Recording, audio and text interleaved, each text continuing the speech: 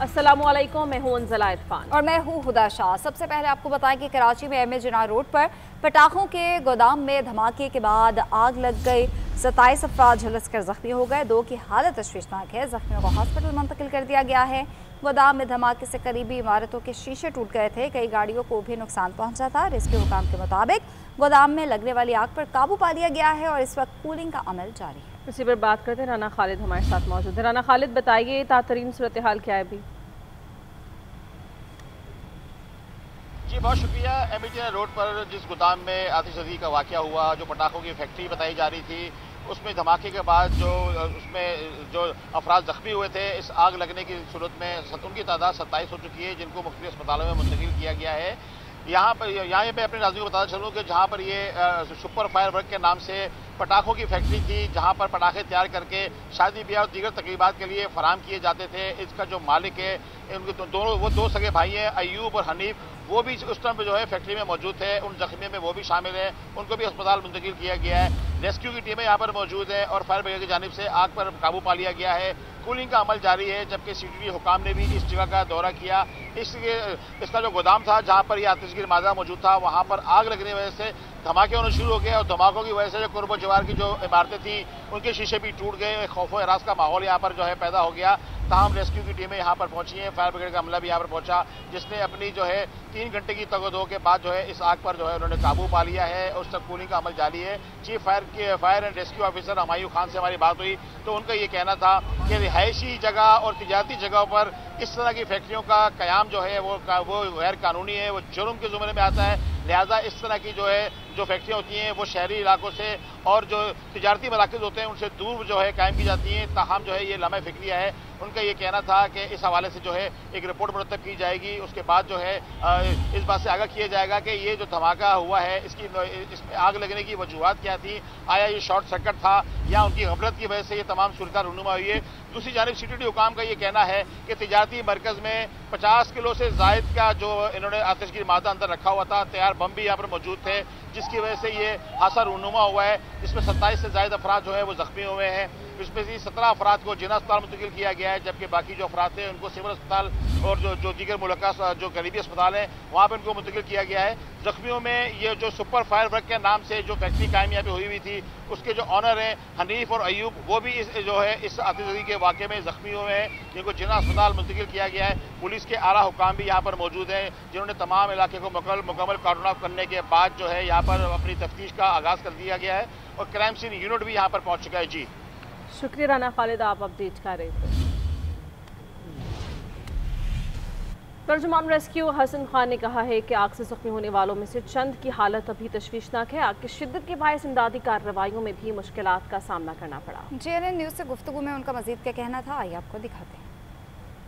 अल्लाह का शुक्र है, नीचे सब कंट्रोल कर लिया। ऊपर इनके 3 कमरे और हैं जो टोटल उससे अपना पटाखों से बारूद से भरे हुए जो बम होते हैं वो सब रखे हुए हैं। अभी मैं सब वीडियो बना के आया हूँ, सब चीज़ें मैंने देखी हैं।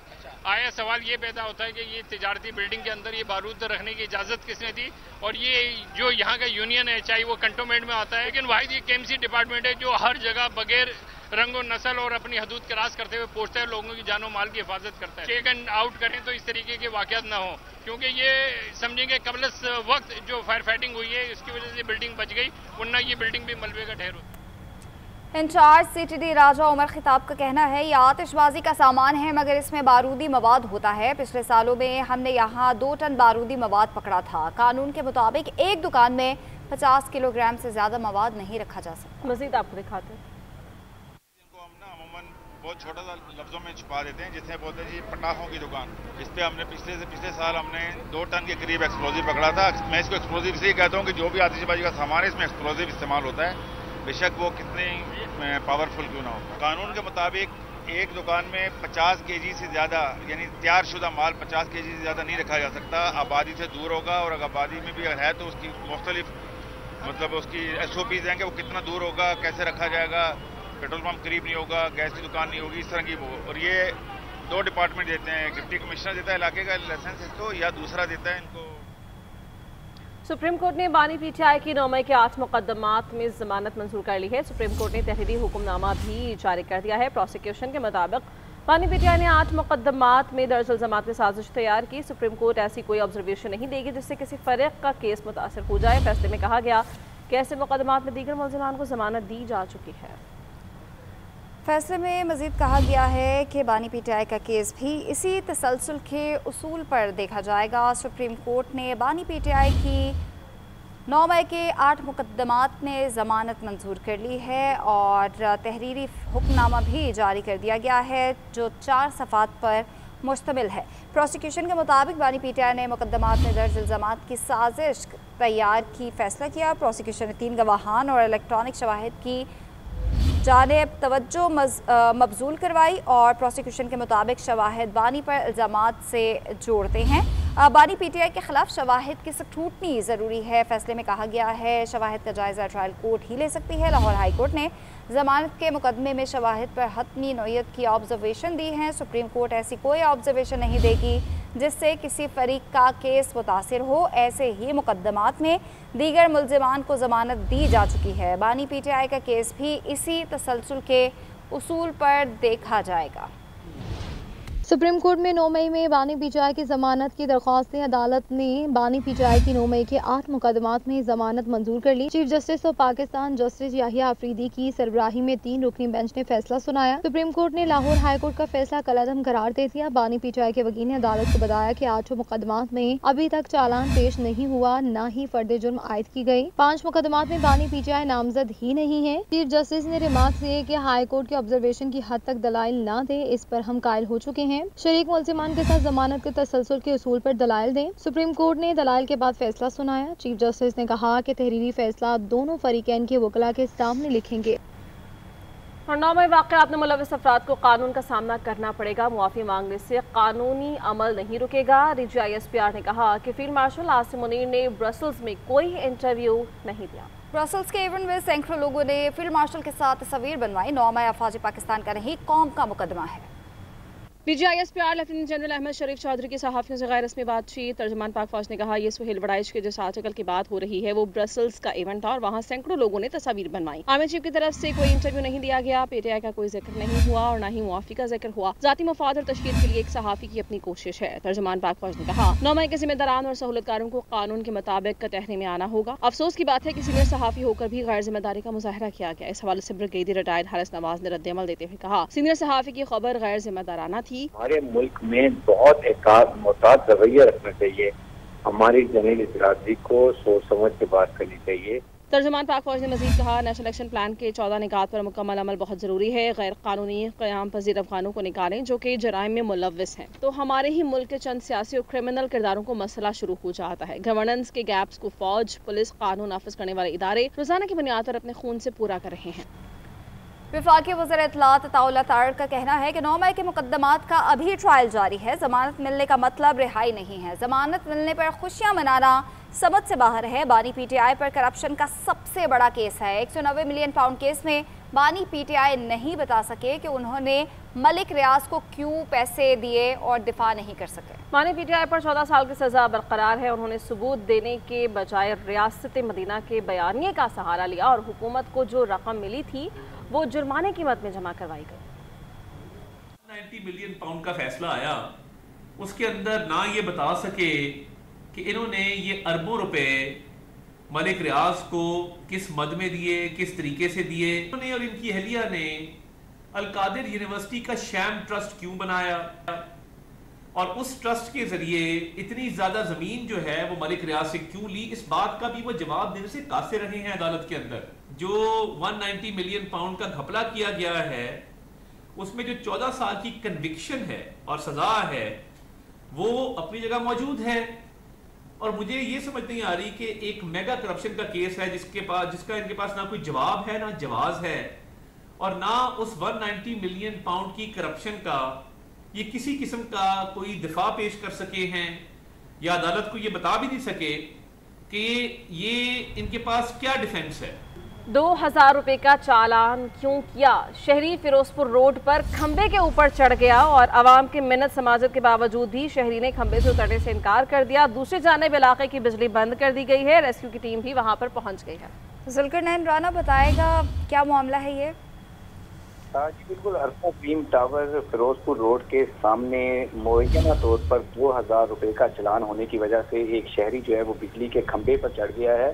عینی شاہدین بتاتے ہیں کہ یہ رکشہ ڈرائیور ہے اور اس کو جو ہے وہ چالان کیا گیا اور 2000 سے اس کا چلان کیا تو اس نے شدید احتجاج شروع کیا، رونا دھونا شروع کیا، لیکن اس کی بات نہیں مانی گئی تو ٹریفک پولیس جو ہے وہ اپنا کام سر انجام دینے لگی تو یہ دوسری جانب جو ہے ایک بڑے کھمبے پر چڑھا ہے جو عام جس کی جو 6000 وولٹ سے بھی زیادہ جو ہے وہ پاور رکھتا ہے، اور اس وقت اس کو اتارنے کے لیے کوئی بھی ایسا بندوبست نہیں کیا گیا، نہ ہی لوگ جو ہیں وہ نیچے سے آواز تو اس کو دے رہے ہیں اور جو ٹریفک پولیس والے بھی بس کہہ رہے ہیں کہ آ جائیں آپ کا چالان نہیں کریں گے، لیکن اس کے باوجود بھی یہ نیچے اترنے کا نام نہیں لے رہا، جس کی وجہ سے ریسکیو عملہ بھی موقع پر پہنچ گیا ہے اور کوئی تدبیر دیکھی جا رہی ہے کہ کس طرح سے اس شخص کو جو ہے وہ اتارا جا سکے۔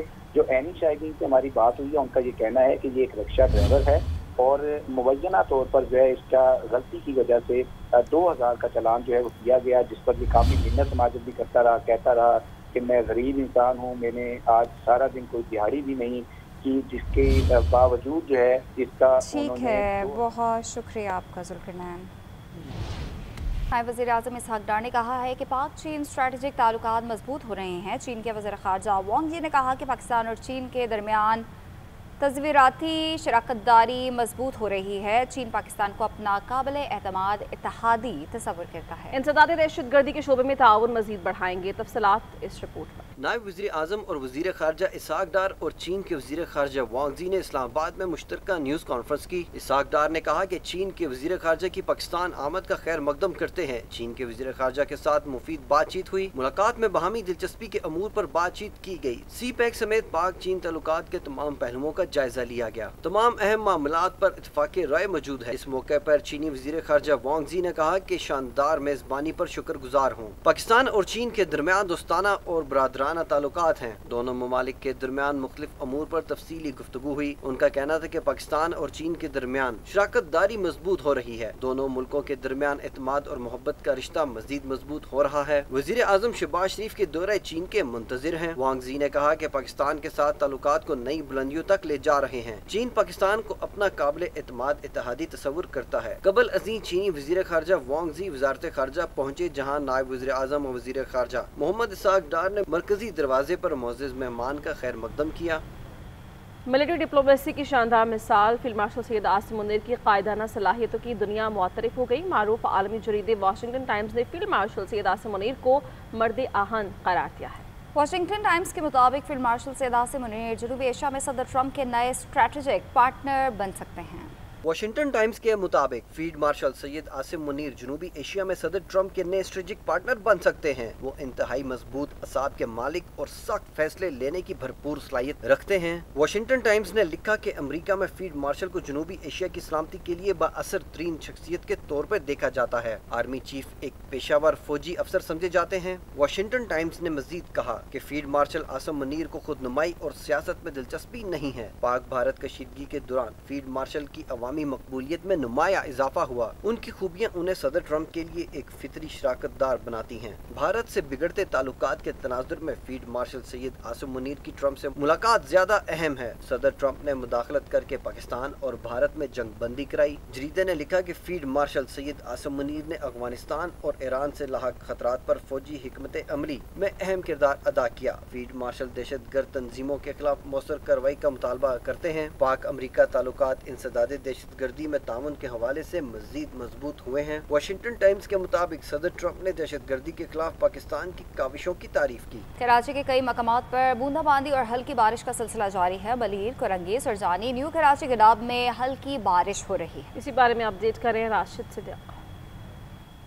بارشوں کا سلسلہ ایک بار پھر شروع ہو گیا ہے، کہیں تیز اور کہیں ہلکی بارش ہو رہی ہے، لیکن اس کے ساتھ ساتھ جو ضلعی انتظامیہ ہے ان کی جانب سے بھی جو ہے وہ ٹیمیں مقرر کی گئی ہیں مختلف جو نشیبی مقامات ہیں وہاں پر، کہ وہاں سے فوری طور پر جو ہے پانی کی نکاس کا سلسلہ شروع کیا جا سکے۔ قیوم آباد، لانڈی، کورنگی، سرجانی اور نارتھ کراچی میں تیز بارش کی اطلاعات موصول ہو رہی ہیں، اور وہاں پر جو نشیبی مقامات ہیں خاص طور پر ناگن چورنگی، یو پی اور قیوم آباد چورنگی، وہاں پر جو ہے وہ کئی فٹ پانی खड़ा हुआ है, लेकिन इसके साथ साथ वहाँ पर ज़िला इंतज़ामिया की मशीनरी भी मौजूद है और मेयर कराची खुद KMC हेड ऑफिस से कंट्रोल रूम जहाँ बनाया गया है वहाँ से शहर की सूरत हाल को मॉनिटर करने में मसरूफ़ हैं। वाटर कॉर्पोरेशन हुकाम का ये कहना है कि जो सीवरेज की वजह से मसाइल हैं उनको भी 2 से 3 घंटों में क्लियर कर दिया जाएगा।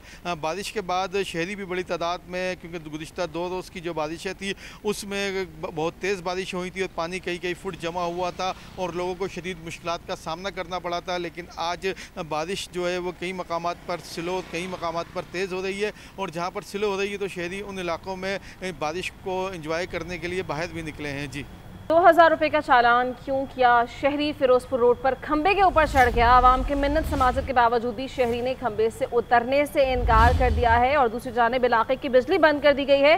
रेस्क्यू टीम भी पहुंच गई है। सरफराज अहमद बताएगा अब क्या सूरत हाल है वहाँ पर। देखें, मॉल टाउन अरफा करीम टावर के सामने शहरी का हाई टेंशन बिजली के खंबे पर चढ़ने का ये मामला है और शहरी को ताहाल अभी भी खंबे से नीचे जो है वो नहीं उतारा जा सका है और पुलिस का ऐसा कहना है कि शहरी की जो शनाख्त है वो मोहम्मद नवाज के नाम से हुई है और पुलिस और रेस्क्यू टीमें जो हैं वो मौके के ऊपर पहुंची हैं और पुलिस का ये भी कहना है कि मोहम्मद नवाज का जो ज़हनी तवाज़न है वो ठीक नहीं है। उसकी घर वालों से भी जो है वो आज लड़ाई हुई थी जिसके बायस उसने ये इंतहाई कदम जो उठाया है।